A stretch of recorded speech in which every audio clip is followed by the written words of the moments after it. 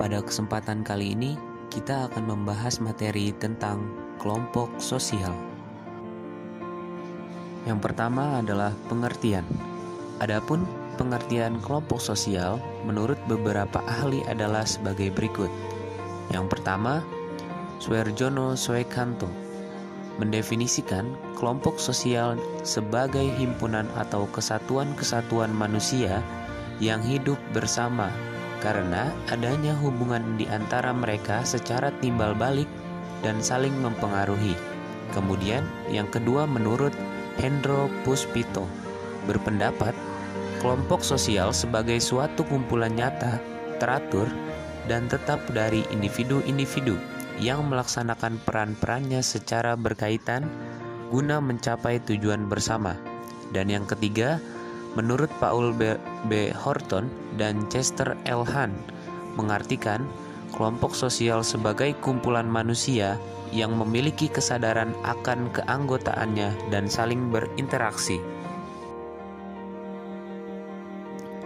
Jadi, dari beberapa definisi di atas, kita dapat melihat bahwa kelompok sosial merupakan sekumpulan individu. Sekumpulan ini secara implisit sudah mengandung arti bahwa individu yang ada minimal dua. Mereka memiliki ikatan kebersamaan yang baik dari karakteristiknya maupun tujuannya. Perlu digarisbawahi bahwa tidak semua kumpulan individu layak disebut sebagai kelompok. Terdapat beberapa ciri tertentu agar suatu perkumpulan bisa disebut sebagai kelompok sosial. Ciri-ciri kelompok sosial. Robert K. Merton menyebutkan 3 ciri yang ada pada kelompok sosial. Yang pertama, kelompok ditandai dengan seiringnya interaksi antar anggota. Kemudian yang kedua, pihak yang berinteraksi mengidentifikasi dirinya sebagai anggota kelompok. Dan yang ketiga, pihak luar mendefinisikan pihak yang berinteraksi sebagai anggota kelompok. Yang kedua, menurut Suarjono Suekanto merujuk pada pendapat R.M.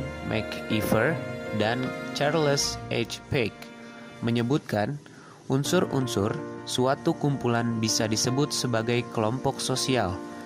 Yang pertama, setiap anggota kelompok harus memiliki kesadaran bahwa ia merupakan bagian dari kelompoknya. Kesadaran merupakan unsur penting karena dari situ muncul rasa memiliki yang pada gilirannya berkontribusi pada kepentingan kelompok. Yang kedua, ada hubungan yang sifatnya timbal balik antar individu dan kelompok. Hubungan timbal balik ini merupakan hubungan saling mempengaruhi dalam interaksi sosial. Yang ketiga, ada rasa kebersamaan yang menjadi pengikat kelompok, seperti rasa senasib, sepenanggungan, sehingga muncul solidaritas dan semangat untuk hidup bersama dalam kelompok. Kemudian yang keempat, ada pola perilaku yang muncul dalam kelompok. Pola perilaku tersebut bisa ditentukan oleh norma atau peraturan yang menjaga berlangsungnya ikatan kebersamaan.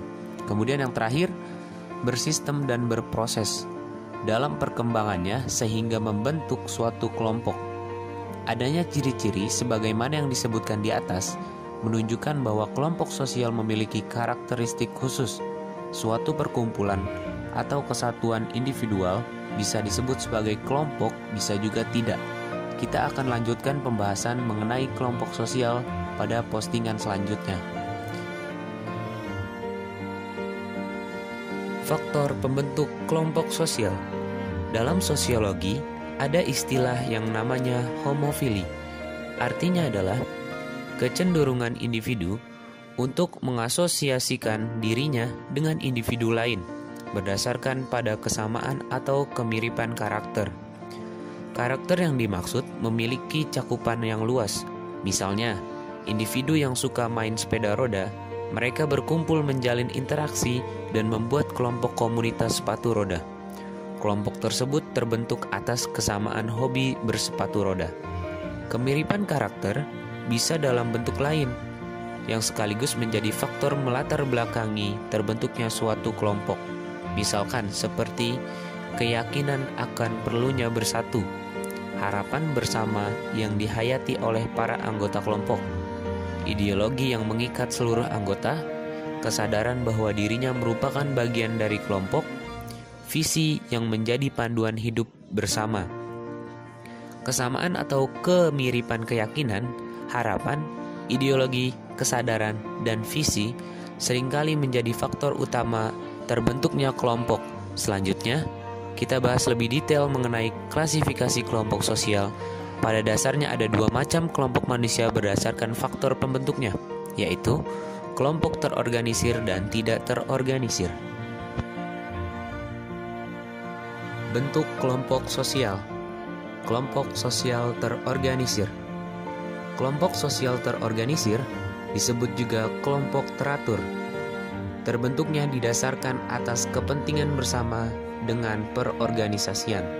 Terdiri dari kelompok dasar, kelompok besar dan kelompok kecil, kelompok primer dan kelompok sekunder, kelompok dalam dan kelompok luar, paguyuban dan patembayan, kelompok formal dan kelompok informal, kelompok okupasional dan kelompok volunteer, kelompok keanggotaan dan kelompok acuan, kelompok penekan.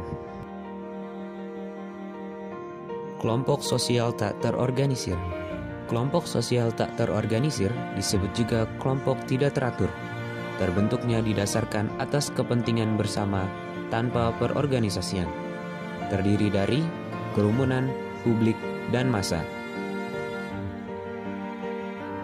Berikut penjelasan detail masing-masing bentuk kelompok sosial. Kelompok sosial terorganisir. Kelompok dasar. Kelompok dasar adalah kelompok berukuran relatif kecil yang dibentuk secara spontan dari akar rumput untuk melindungi para anggotanya dari tekanan negatif kelompok besar yang telah mapan.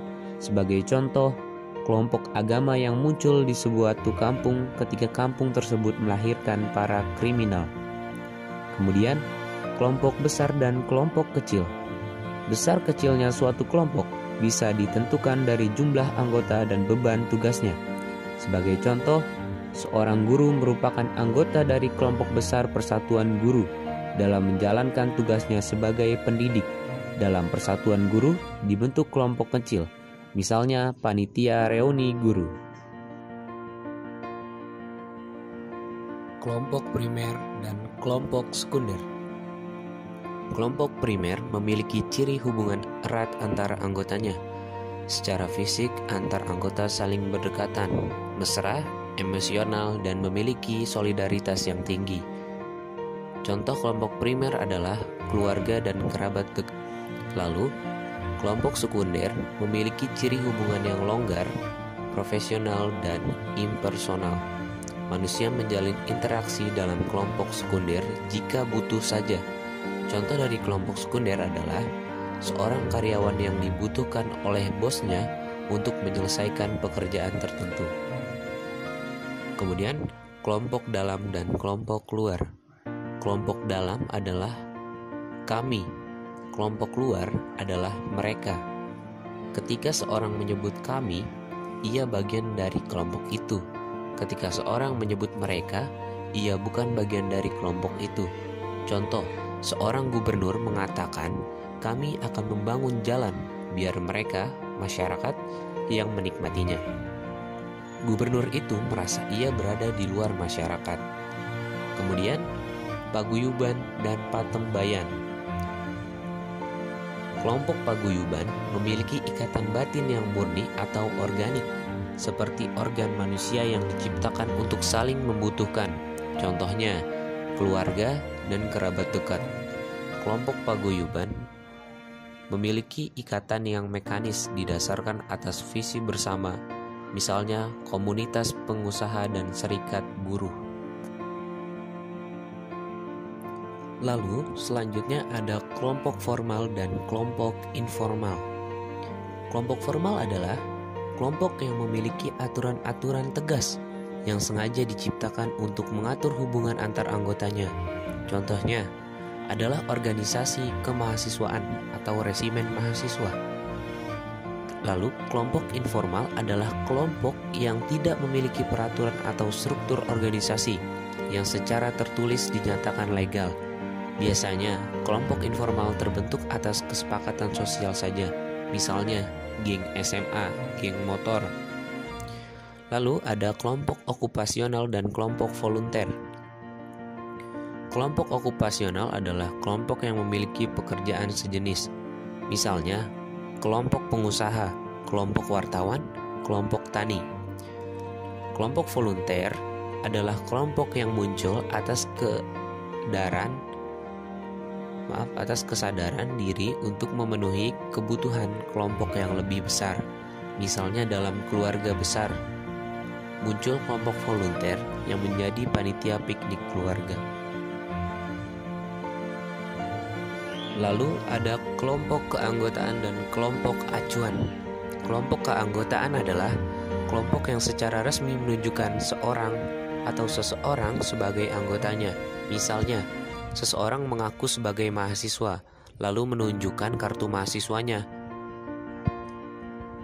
Lalu selanjutnya kelompok acuan. Kelompok acuan adalah kelompok yang dijadikan acuan oleh mereka yang bukan anggotanya. Misalnya, seorang anak kecil yang bergaya rambut ala punk, padahal dia bukan anggota punk. Ia menjadikan kelompok punk sebagai acuannya. Selanjutnya ada kelompok penekan. Kelompok penekan adalah kelompok minoritas yang anggotanya memiliki tujuan memperjuangkan kepentingan bersama atau kepentingan mereka di tengah masyarakat luas. Misalnya, anggota komunitas LGBT yang menuntut legalisasi keberadaan komunitasnya. Kemudian, ada kelompok sosial yang tak terorganisir. Yang pertama ada kerumunan. Kerumunan adalah sekelumpulan orang yang berada di suatu tempat tetapi tidak memiliki pola hubungan yang ajak. Sebagai contoh, penumpang bus, penumpang kereta api, penonton bola. Mereka berada di suatu tempat atau kota dan komunikasi mungkin terjadi namun tidak ajak. Ketika sampai tujuan atau pertandingan bubar, mereka juga ikut bubar. Lalu yang kedua ada publik.